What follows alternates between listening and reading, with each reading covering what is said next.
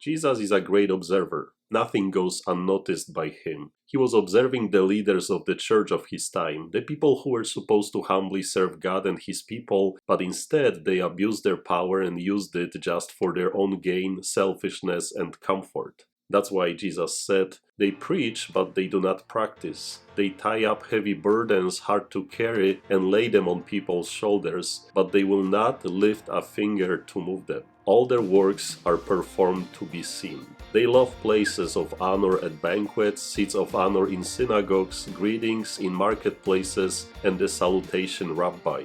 And they expected the Son of God to be like them, to come with power and authority and to join them in their selfish ways of living.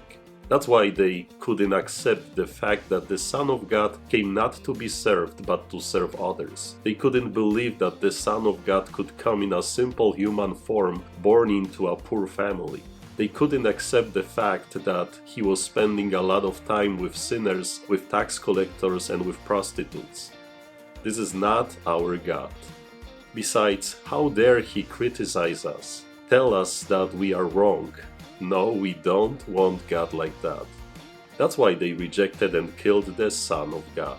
Today we may think that the words of Jesus are being addressed to our leaders of the church, at least to some of them, to those who abuse their power and authority in the church, bishops, pastors, priests. To those who don't care about other persons, but selfishly follow their own dreams. Those who preach beautifully and with power, but don't follow what they preach. To those who say that we need to take care of the poor, but they themselves live lavishly. Those who tell us to forgive and love, but they are filled with envy and hatred. And we all know bishops, priests, pastors like that. Those who represent the church but live in a way that is opposite to its teaching. Therefore do and observe all things whatsoever they tell you, but do not follow their example, Jesus said. We all like when other people praise us, yet feel uncomfortable or even angry when they start correcting us. I like when my parishioners tell me that I am doing a good job as their pastor, but feel disappointed and angry when they criticize me. Jesus is a great observer, and he is honest and will always tell you the truth.